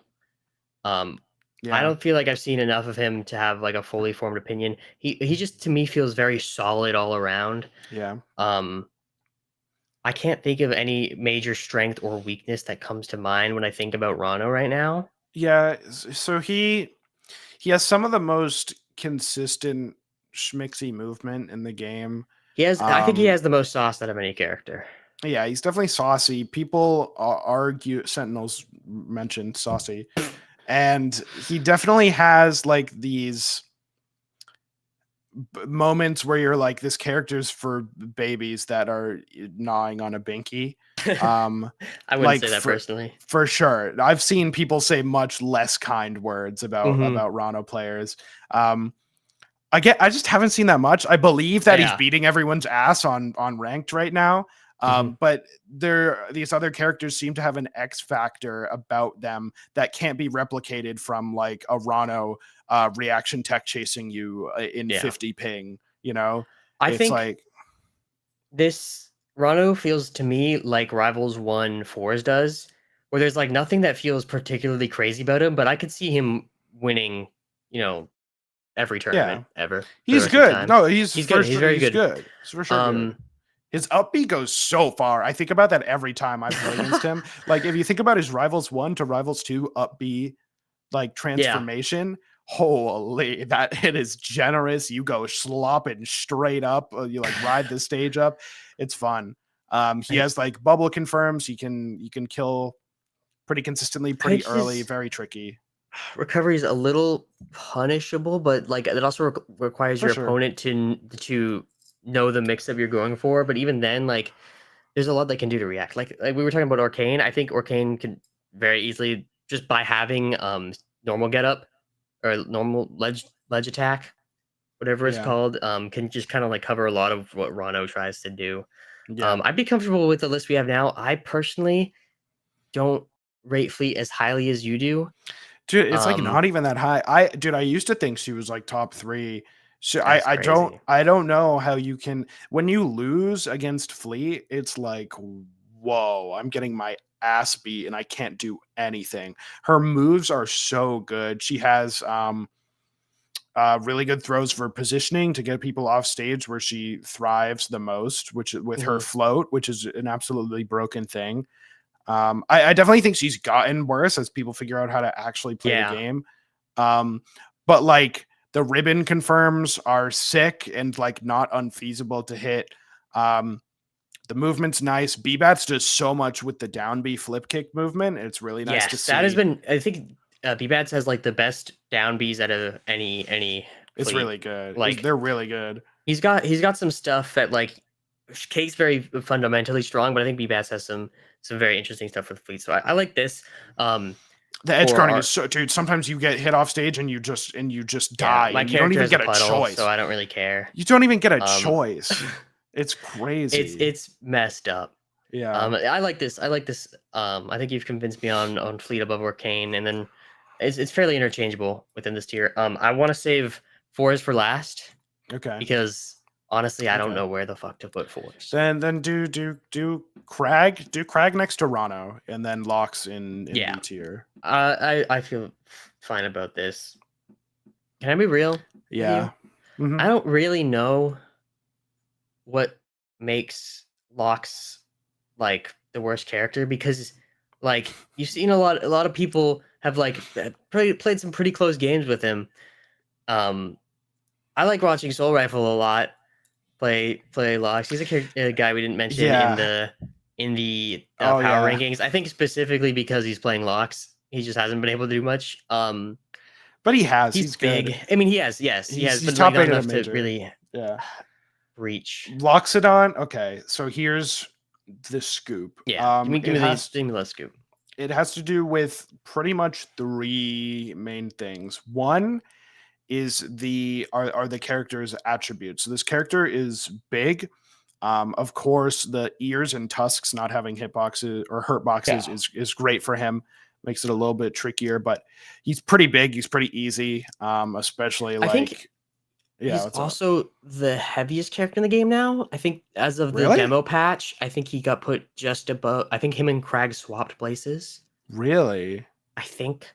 I can double check that right now while you talk. Yeah. So Lox has really impressive tools at a distance, like magma armor. So what it boils down to, a large part of it is the shield, and a second part of it is needing magma, and a third part of it is his recovery. So his recovery, you're getting hit and comboed a lot. You're floaty, so you're dying giga early, like off the top and shit. You're big. Your recovery is bad. It's the easiest like to parry. It's very exploitable because you can pretty much always know when he needs to side B to the wall and whatnot. He gets giga farmed off stage by pretty much every character. I think Lox Fleet might actually be the worst matchup. It's possible, and it might not be Fleet. Yes, it's a yes. It's crazy. Lox gets abused. His out of shield is really bad. If you cross up this character on shield and land behind them, he can't do a fucking thing. It's hilarious, honestly. It's pathetic. Like you cross him up with a dash attack, or you land behind him. There's nothing he can do because he can't shield grab you, which is like probably his fastest shit. Like his aerials aren't that fast. I try whenever I have played Lox, I try to use his nair in situations where I like, oh, this feels like it should work, and then like it just a little slow, and it just doesn't work. It just doesn't have that quality to it that a lot of other things have. What do you think they could do to potentially bring Lox into a more stronger state? Dude, I think he's destined to be dog shit. I think he's destined. Like, I'm being so serious because you can't like make him smaller. That's weird. You can't. He's a big elephant. Like, you could make him heavier, but that doesn't help because then he gets. I did check him. He is now the heaviest. He's a weight of 112, up from 110. Crag opposite. 112 down to 110 as of the demo patch. Yeah. He's always going to get abused off stage as long as this game exists. There's nothing they can do to really change that. The thing is that a lot of his heavy win cons, they could make it so that you charge magma over time instead of having to get it from the ground, which would be really hard. A lot of his win conditions being stuck behind magma, which against like more oppressive matchups like Fleet and Maple, like you don't get time to do. You don't get to just stand in one place for long enough. And it's like cool. I stood in one place. I shot my meatball. I got my side B off to ledge. Now I get to have one more recovery mix up on the worst recovery in the game. It's like not that great. It's great for his kill power. Eruption confirms are super sick. They're super potent. They're one of the better things about him. But I think that the fact that he needs magma for his win con when every other character can just kill you is like really tough. His smash attacks are really good. That's a thing that people don't talk about as enough. His strong attacks, especially with the magma, are really good. Yeah. But it's all these things where it's like, okay, if you make magma like so much better that it affects how good he is, that sucks. That character becomes so toxic and broken. Yeah, he already there is definitely times where Loxodons can feel very oppressive to play against. Which is like I've heard a lot of people talking about Loxodons on ladder being very difficult to play against, but like he just doesn't seem to have as high a ceiling as pretty much any other character in the game. Yeah, I think the like light at the end of the tunnel for all of this is like Loxodon is still not a bad character. Yeah. This character is one of the most represented characters in like these Wi-Fi brackets. Has a lot of really great reps like Soul Rifle, and Sparks and Evil is probably the number Nardwar. 2 Rivals of Aether 1 player. I would Yeah. argue he won the last Genesis. He's so good. He's so good. He's very good, but like, and he's picking Lux and over Maple. Yeah, right. He's literally picking the worst character over the best one who he mained Rebels 1. That's not uncommon that we see like players switching over, but like yeah, Lux, he just doesn't have it in him inherently to be an S+ tier character, but he's still very good. He's still represented, still making waves. You're still probably going to lose to a Loxodon in bracket at some point in your life. Definitely has some stuff, just a little bit less accessible and potent than a lot of the other cast. We skipped over Crag. We just skipped over Crag. Crag's just like pretty good all around. I could see him being higher than this, but he also gets beat up pretty easily. His recovery's not bad by any means, but I think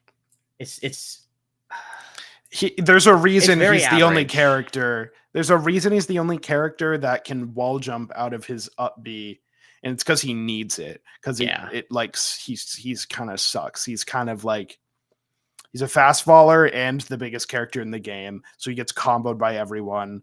I think a lot of his more potent stuff, like the cargo stuff, can be very 50-50 like, even though like you know inevitably you're going to lose those 50s and it's going to have its effect. I think the character all around doesn't have the consistent tools to be doing it like everyone above him does. I think he's a very noob killer character that is still very good, and like ZB putting in God's work. Yeah, you know? I think like ZB, he makes him look like he has that kill power. And I think I don't know if I necessarily agree. I think Crag, I could definitely see being high, but I think a lot of it comes to the fact that he can just get beaten up by pretty much everyone in the cast.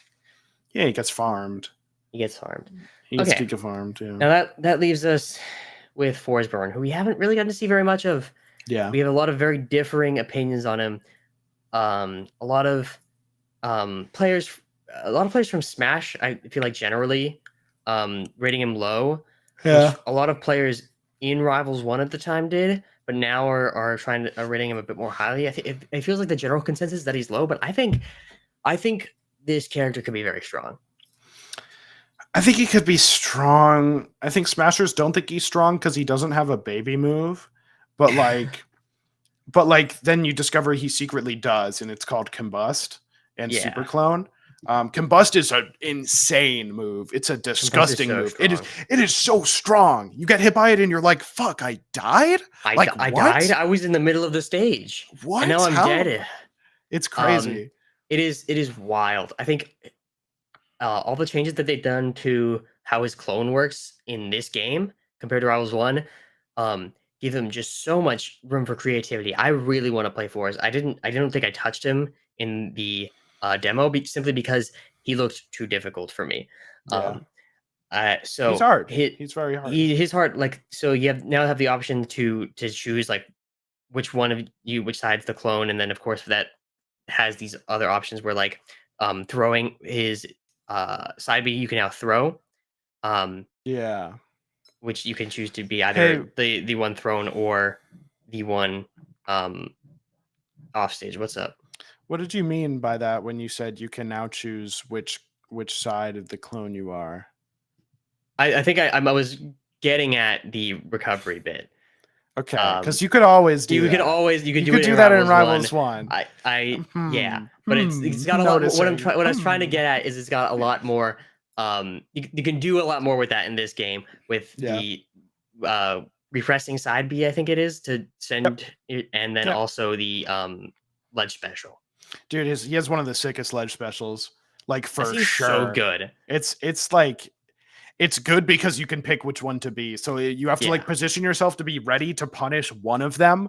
It's very hard to cover both or react. And so it just creates this devious 50-50 that he's so good at creating. Mm-hmm. He's good. He's strong. I think his F strong 1, the cape, dude.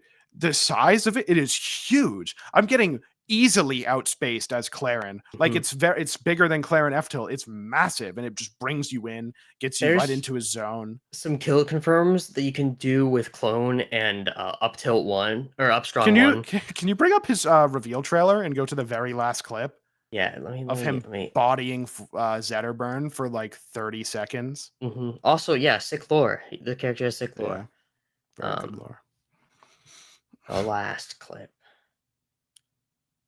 Probably before the yeah. screen. Yeah, it's that. Yeah. Super clone is sick. Brother, Super clone is so good. This character's very hard. He can kind of get fucked up by and stuff like that. Real quick. Yeah. I didn't know what this was, and I played against a fours at Coinbox, and I was like, "What the fuck just happened to me?" Yeah. It's a sick forward throw. Yeah, it's sick.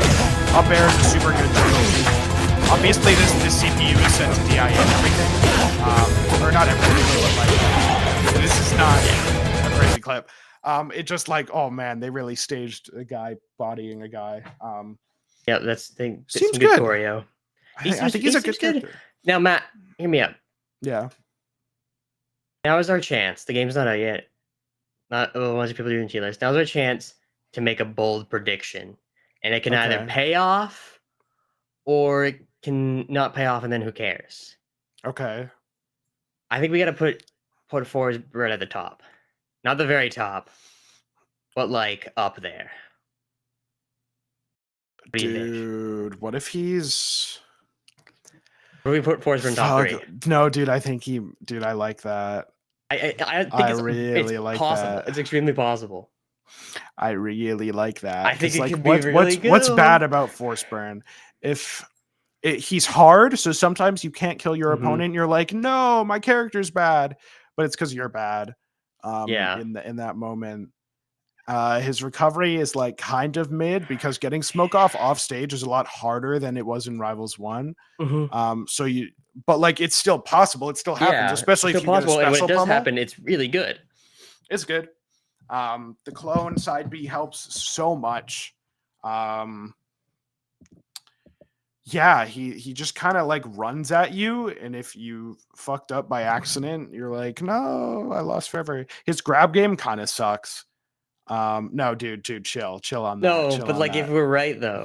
No, chill on that. Top 3. Okay. Because top 3 is believable. Top 3 is already crazy. That's bogus. That's bogus. If you top 3 is already 2. Crazy. Yeah, but Raster would be too crazy. Yeah. So his grab game kind of sucks. But like, you know, whatever. No, I think I like this tier list. I like it too. Do you want to give it the seal of approval? I still feel like Fleet maybe could be too high. But also Fleet's really good. I don't know how you can say that. Yeah. There you go. Again. So I think if I am correct here. That brings us to the first segment of its kind, hopefully of many.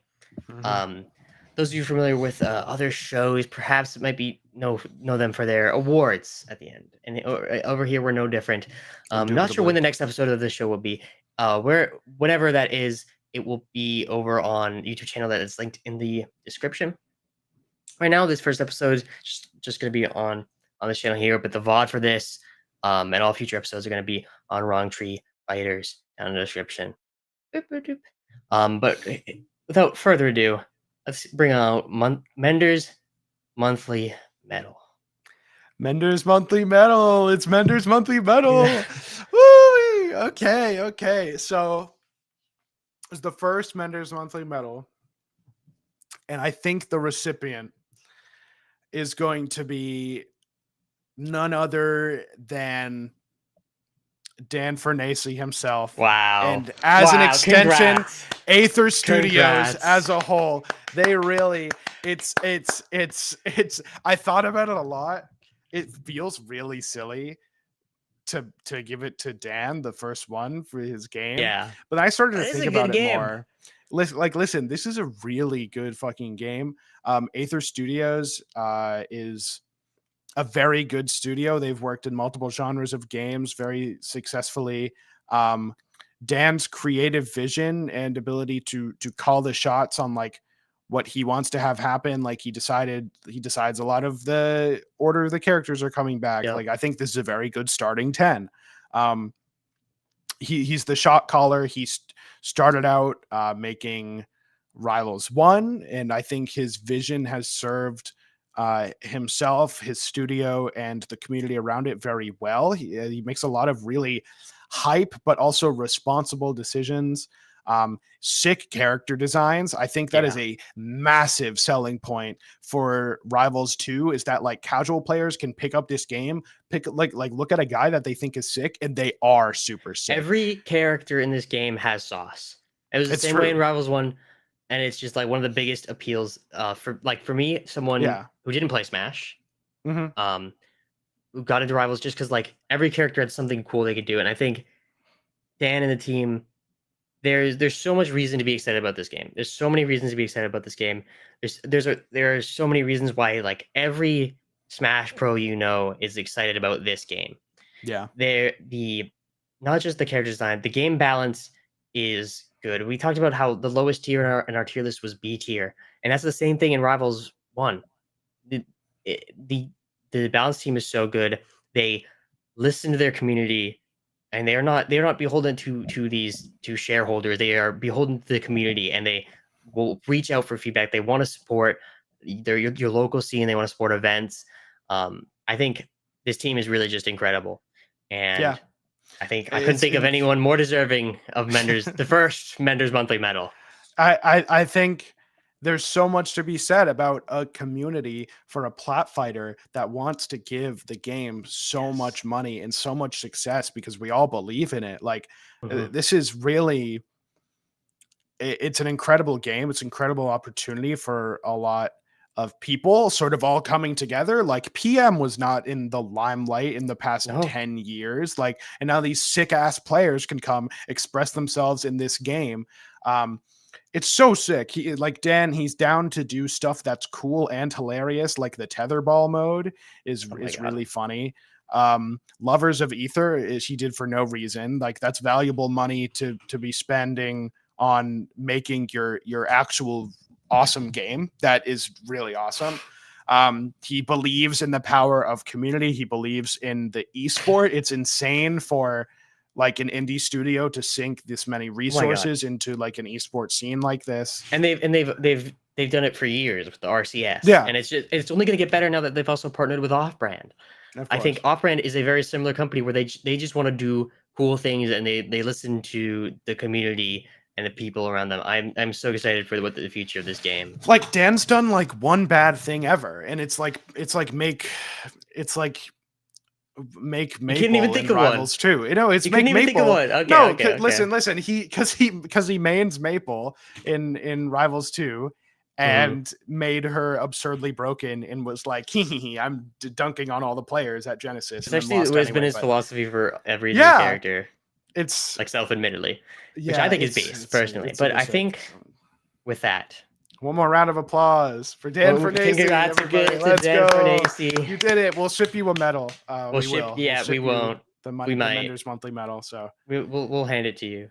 If we ever work at an event. Dan, we're gonna find you, and Dan, you're gonna receive my award. Okay.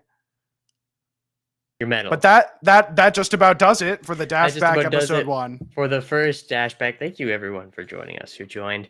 Our goal with this is to just get everyone more connected and like more involved or more interested in the Rivals 2 as a game and as the competitive scene. I think this game has so much promise, like we were just talking about, and I really hope to see it succeed. And if we can like help that success, that would be a dream come true.